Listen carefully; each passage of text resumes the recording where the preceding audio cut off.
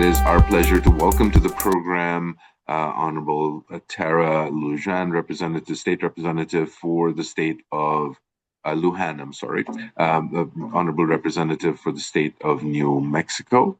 And she will be speaking with us in relations to what is happening in New Mexico, which is extremely interesting and something that is going to create real impact for the families that live in New Mexico, but also for the economy, as people will see larger participation from the residents and more productivity, and also a opportunity for children to develop in safe environments. That is correct. Yeah, so with that, if you would take a couple of minutes and introduce yourself and a little bit about your journey and how you got involved in politics.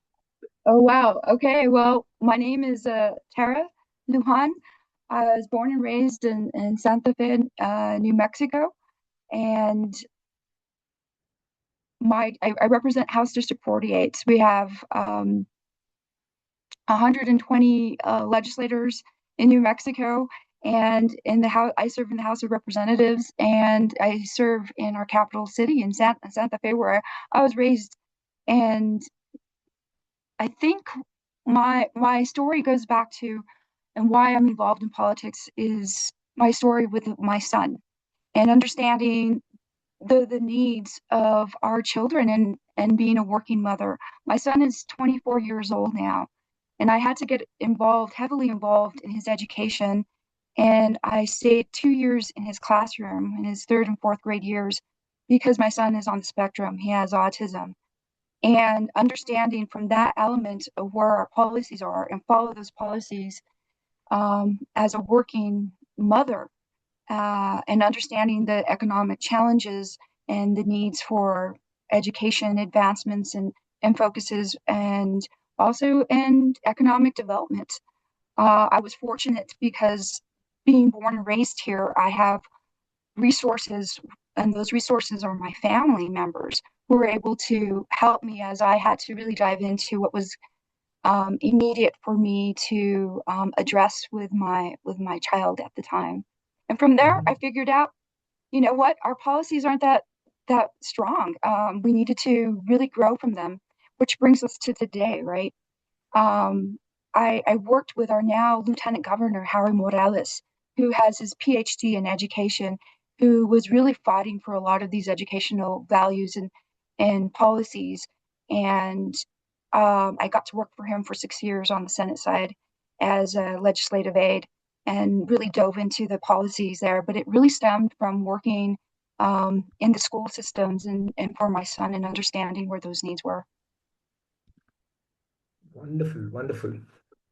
Thank you. In fact, in my leadership research, I've always propagated the theory that good changes always come from own personal defining moments. So I'm so very touched hearing the kind of personal moments which you've gone through, and how you have transformed that particular personal moment into something which is very strategic, something very long lasting. So my question is that, so research shows that the access to childcare doesn't just support children, it dramatically increases the workforce participation, especially for women, and reduces long-term poverty cycles. So you narrated your personal incident right now. So do you believe that universal childcare could become one of the strongest economic developmental policies?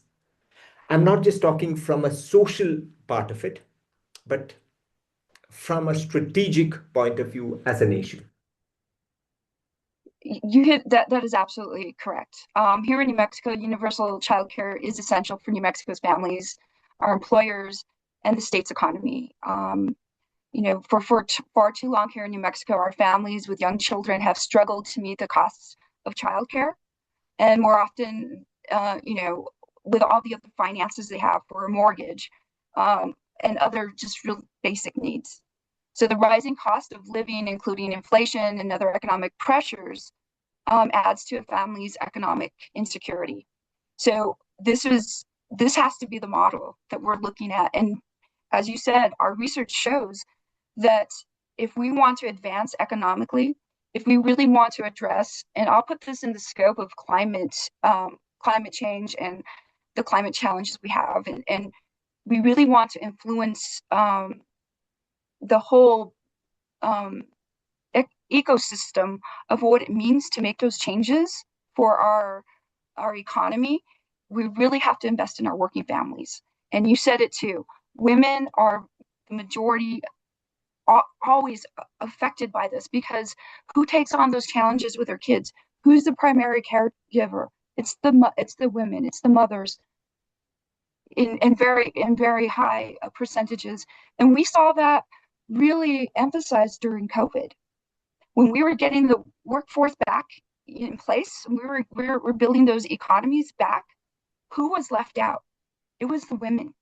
And as I told you my story, I've been affected by this because it was me, the mother, who said, I'm going to take 2 years out of my family's economy so I could spend in the schools, because it was that important that I understood what was happening with my child and his special needs. So this has to be one of the most dynamic things that we're looking at. And as previously said, it hasn't really been talked much about, but it's new. But it shouldn't be new. This shouldn't be a new idea.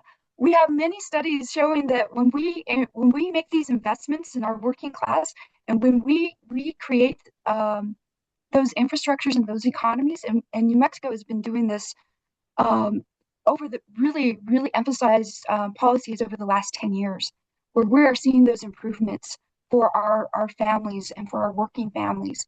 But this is a scalable, this is a big dive into saying what has been, the echoing cause of why we can't get a workforce in place. What is going to change that? In this policy, this is what does that. Wonderful. Seldom do I hear policymakers talking about empathy, bringing in empathy into the policies part of it. And well, this is sorry. I don't mean to interrupt you, but when we want to talk about empathy, we also want to look at the changes that New Mexico is having here. We're the last state in the United States that has a volunteer legislature, which means we don't get paid. We get a per diem, which is great and everything, but we don't get paid.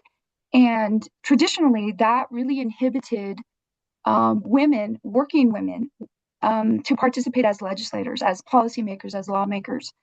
And what we've seen now is that we've reversed that cycle.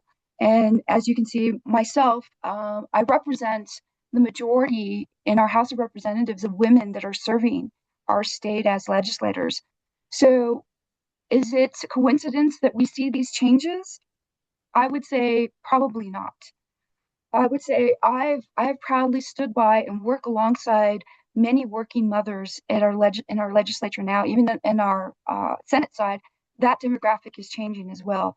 So at the top, as we talk about, or not at the top, but our executive partner is our governor, Michelle Lujan Grisham, who really, this is her executive decision to implement this policy. And knowing how we've been able to really change outcomes from a cradle to career focus in our goals as policymakers over these last 10 years, and having that partnership with our governor has really changed these outcomes, especially in early childhood development, when we have tapped into our a permanent land grant fund to really show these outcomes. Now we're getting those measures back, where we have shown in New Mexico, where we're at the bottom of the list of a lot of these challenges with generational poverty in our state. We are now saying that we're moving to the top. And why? It's because we are investing together. And I would say this is both on both sides of the aisle, if you will.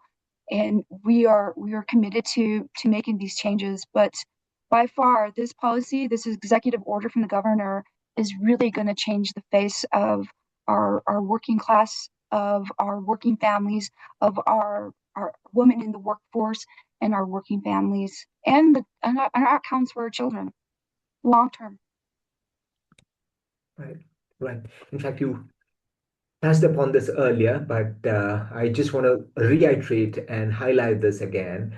How are you seeing this particular policy about the childcare? How are you seeing this transforming not just families, but from a long-term social, economic fabric of probably not just New Mexico, but the entire US?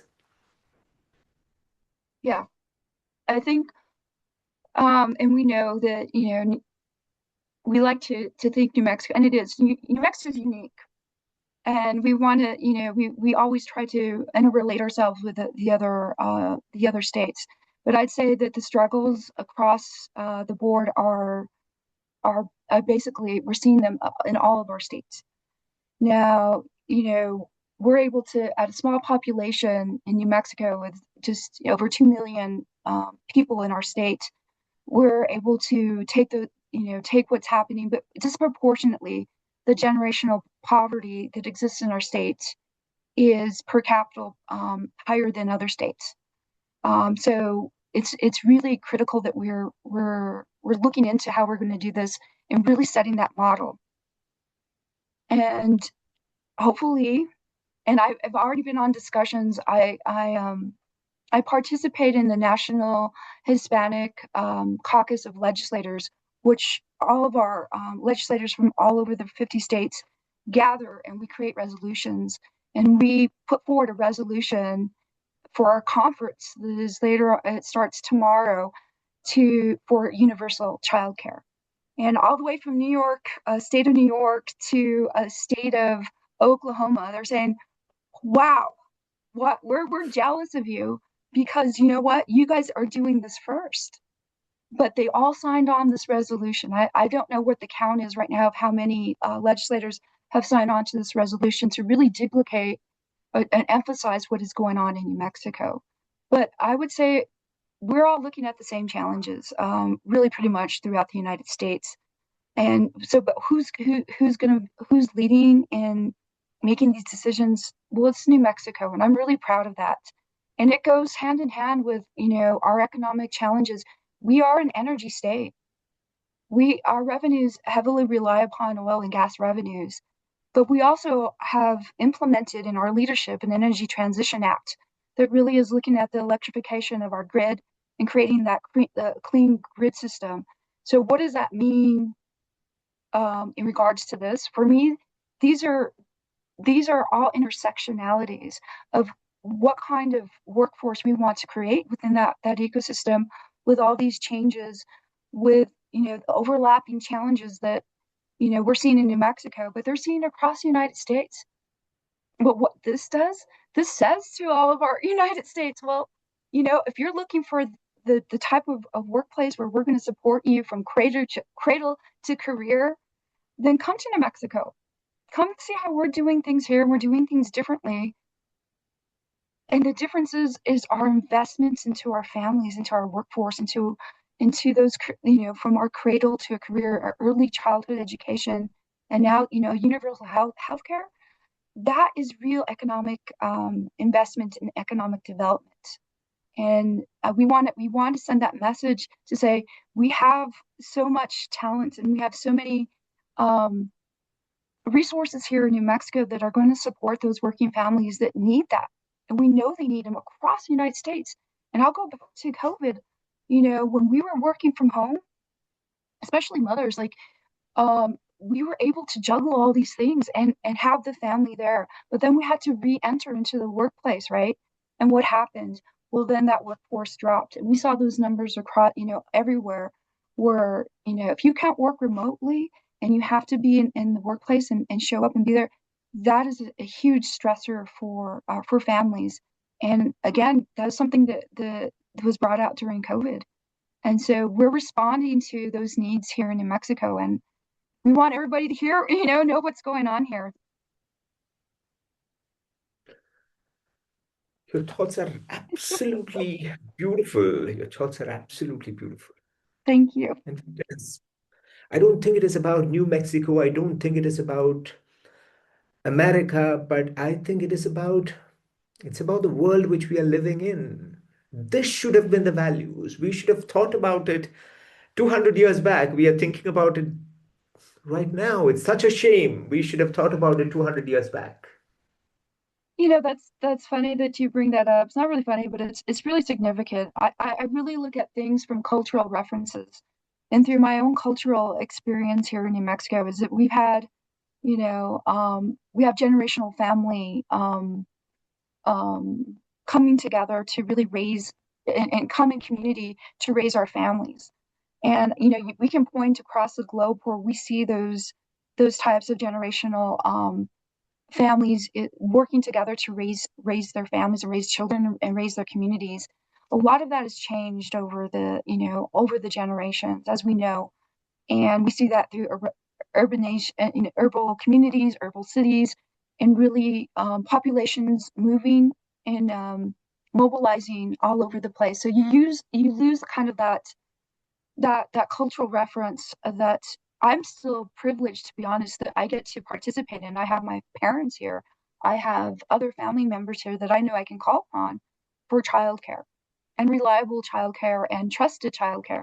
And what has that meant for me? Well, look, I've been able to grow and develop um, as a working mother, and but that doesn't exist. That doesn't exist when we're looking globally, where people are from all over the world are looking for opportunities, and they turn to the United States, right, or to other countries to mobilize and to find opportunity there.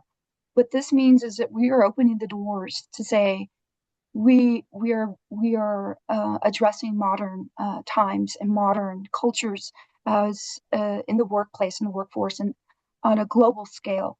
But we're only as good as all the other policies that we put around this and all the other investments that we put around this.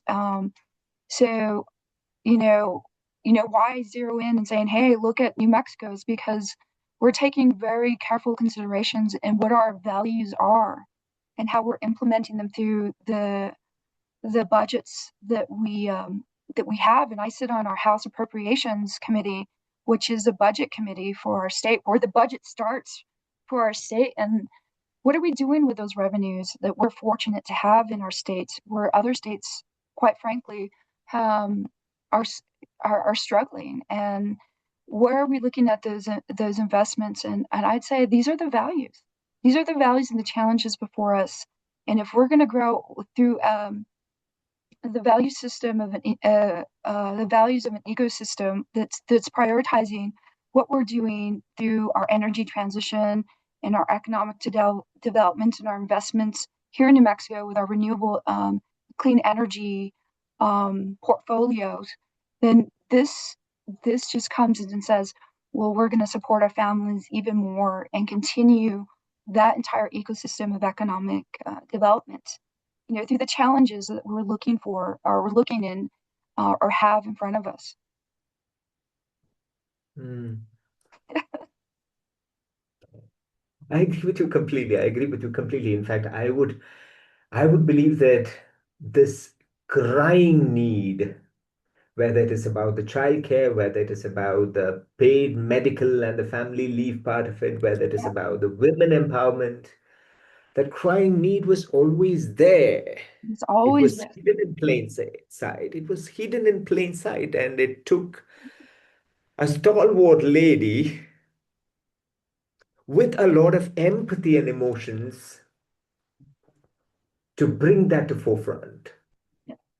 So my question is about, I want to bring the conversation back into empathy, into emotions. And I remember reading one of the articles about you where you broke down after that narrow defeat of the paid family and the medical leave part of it. I want to Um, bring that conversation back into the empathy part of it and ask you the question, what role do you think emotion, empathy, and the lived experiences play in shaping the policy of this country? it's It's called compassionate leadership. And if you don't come to the table with that compassion in mind as a leader and shaping our policies and knowing, having the representation of, like I mentioned, as a working mother with a child, I have two children, but my eldest, my son, is has taught me the greatest lessons as I started off, and why he's my why I'm here, because I saw the needs and I saw the gaps in our education systems and policies. I saw the gaps as a working mother, where what we needed, what motivated me to come forward. And the truth is in exactly what you're saying, is from that empathy, experience of wanting the best for your family and wanting to protect them, and going to the place where you're going to have the most impact. But you can't do it without bringing along that empathy, like you said, without that compassion. And I always talk about compassionate leadership. That's my guiding force as a legislator, um, as a mother, as you know, as just a human being here that's participating in this world and in this, this experiment of life. Because those are the rewards of knowing that, we're doing everything we can to improve the lives of others, because it's that lived experience that brought me to the table here as a policymaker, a decision maker, a lawmaker. And I would say, listening to my governor here, Michelle Lujan Grisham, and listening to other legislators, especially, our working family members, because these are fathers too. These are working fathers that are here too. I don't want to leave them out of the equation. But when they're leading with the compassion, because they don't come from a privileged background. We don't come from, having the resources, and we're not retired, so we don't have a pension or as of yet, or, any of those resources. We're purely coming to say, we're going to make these changes because our back home in our districts, we know that those that we serve are hurting. Well, how do we do that? Well, you improve their outcomes through their economic growth, through their opportunities. And how do you do that? Time after time, conventions. I've been to at least 5 or 10 different conventions where there was a focus on economic development. And and at the top of the three priorities when we talk about economic development across the board, it's childcare. And you mentioned paid family medical leave. I don't think I'm ever going to live down that picture of me with I have a copy of it here in my office. It was stressful. It's stressful putting all of this together, to be honest with you. And, but our lived experiences and doing the right thing is, and understanding the empathy, that is how we connect with our constituents. It's, it's knowing that I'm going to be able to get up every morning and fight for them. It's knowing that I'm going to be able to go to bed at night. And a lot of times I don't go to bed at night. I'm up worrying. I'm going to so many different meetings every day, or just, community events, to let them know that I'm there. And many of us, I'm a reflection of how, our legislature is changing, right? And that dynamic is represented in these policies, and the support of these policies, along with our governor, who has put on the table not just, this is her, this is a new executive order, but we have universal food in our schools. We have paid tuition for our undergraduate and certification programs in higher education. So this is the next step in this whole portfolio of what we're doing for our working families. And, darn straight, I'm proud of that. And I'm proud of her, and proud of my colleagues here in New Mexico for the work that we're putting towards making those changes. Our tax child tax credit that we've worked through as through the legislature. Over this last decade, I tell you, I've not seen such change in the care and the compassion and the empathy that we have through our leadership. And that's the difference. And that's the message on the global scale, because on a global scale, as human beings, we all carry that. We all have empathy, or the capacity for that. We all have the capacity to lead through compassion, and then that's when the changes happen.